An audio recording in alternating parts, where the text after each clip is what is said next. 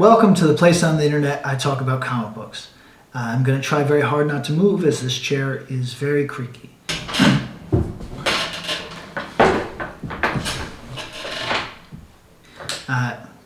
So I appreciate your patience. I haven't been around. I've been moving across the world and in so had to contend with a couple visa issues. I am currently slightly outside of Hobart and enjoying Tasmania very much. It's very lovely. This is going to be very rambling, low editing on this one. Not that there ever really is much, but even less than usual. And I've come to realize this is my third take of this, right? And I've come to realize that there really is no keeping me on a thought train of any type. There's no track that I can be contained on. Everything weaves. I rarely arrive at the point that I set out to. Just bear with me. You know, let's have some fun together. We're going to have a little conversation. First, I want to say that I have a new book coming out with my partner Maurizio. This is an extension of what Marco and I have been doing together. It was originally published, thank you very much to Image Comics, in their 30th anniversary anthology in black and white. And now it has been colored by a gentleman named Matteo very brilliantly. And it is the best book, the best looking book of the year. I won't make any claims about my writing, but it's the best looking book that you will buy on shelves this year, and I will be doing everything in this channel and everywhere else to pump it. So be excited, because I know I certainly am. So, okay, the thing I wanted to talk about today, and not to be negative, I just wanted to talk about some of the energy that is being thrown my way by peers, generally people who are more in that big two sphere than I am, but you know, kind of contemporaries who have done the thing to some degree. Either they have had a success in creator-owned and some, you know, dalliances with the big two, or that there's entrenched big two guys who are not quite at superstar status. But what I wanted to talk about was they've all been expressing some discouragement right now. And that is about, I guess, what we'll call golden boyism, which is just the term I'm going to use for the big two cycle of making new dudes the guy. They push certain people and they try to get them over, and then other people not so much. And if that was I think a merit-based thing where some people are better writers than others, some people sell more books than others, I don't know if anybody would have any problem with it, but I mean, I'm sure somebody would. Somebody in comics has got a problem with fucking everything. But I think the discouraging aspect is that in 2025, most people in comics kind of believe, for better or for worse, you know, because there's all sorts of opinions on this particular matter, but that there was a vibe shift in the culture of the United States, and things had to change. It doesn't mean you all got to become fucking Trump voters. It just means that, yes, okay, there was a rejection of the dominant media paradigm. People are tired of the stories that we've gotten since 2014, maybe time, and which makes sense, right? You don't have to have any politics associated with this. You can just come to the acknowledgement, or come to recognize that change is necessary. People get tired of the same fucking things. It's uncommon that people will want the same flavor of gruel for their entire incarceration. They would like some change, right? So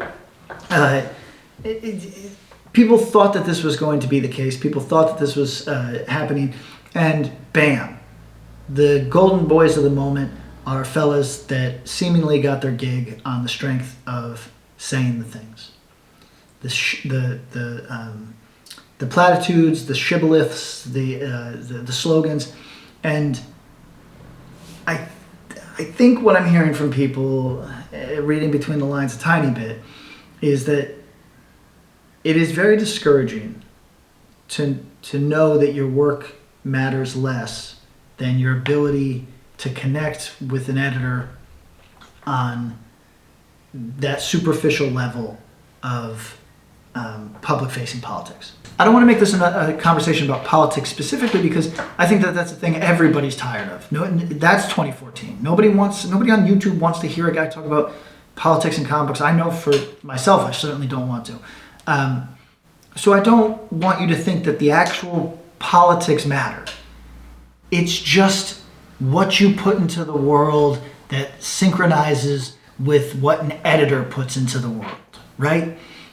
And there's these fellas, these talented creators in that big two sphere who just wish it wasn't like that. That wish that you could go back to the day where it was all about going out for drinks with an editor and connecting with them on that level instead of selling a version of yourself that, like I said, syncopates with this other. These are just false things anyway, right? These are just personas, and this idea that your persona matches my persona, therefore, give me work. I think that is just so disheartening for creators in this exact moment because it felt like we were on the other side of that. It felt like the golden boys of the future would either have to have gotten there on the merit of their hand jobs as in the past or their actual ability to write comic books. And I get it. I don't experience that sort of thing because in creator owned, yes, there's people who are put forward a little bit more than others, but the fact of the matter is a lot of it still comes down to your ability to connect with readers. It's not a thing that the indie publishers, creator-owned publishers can really force. They can put a little bit more into you, and there are guys who get more put into them, but it's almost exclusively because it's a for-profit business that, this guy, let me put it like this. I know a publisher who does not like some of the people that work for or that publish through that publisher. Doesn't like them as people, doesn't agree with them politically or in any other meaningful way. Always will do the most for them because they sell books. And I think that that's probably the healthier thing. But more than that, I think that that's the discouragement and the negativity that I'm seeing is, man, I thought we were past this. Man, what is this? Why is this fella who is largely unproven, why is he the golden boy of the moment? It seems to be because editors so want to signal that they are not with the vibe change, that they are whatever symptom that the Trump thing is of a larger cultural vibe change. They don't want to be thrown in with that, and therefore, I'm going to put my money on the guy who continues to say the things that are outside of the zeitgeist, even though the purpose was to sell books. So I get the discouragement. I guess I'm able to comment on it a little bit because the guys that they're putting up as heroes at this moment are not to my taste, but I don't necessarily have a dog in the fight. Big Two can do what Big Two does. I wish that they would sell books. I can't make it happen one way or the other. But yeah, I understand the frustration. I think particularly for people who thought we were on the other side of this type of editor manipulation, for lack of a better phrase, I think that it's got to suck for them, and it sucks. But I'm back. We're recording videos. I'll try to do something with a little bit more meat. But just thank you for watching. I know I ramble. I know I stutter. I've tried to do another YouTube recently where I actually read, it's monologue sort of stuff. Holy shit, man. I'm the worst orator that's ever existed. It's shocking. And I don't think I necessarily have a career as a future broadcaster, but hopefully we can talk a little bit of comics here and just be casual and honest with each other.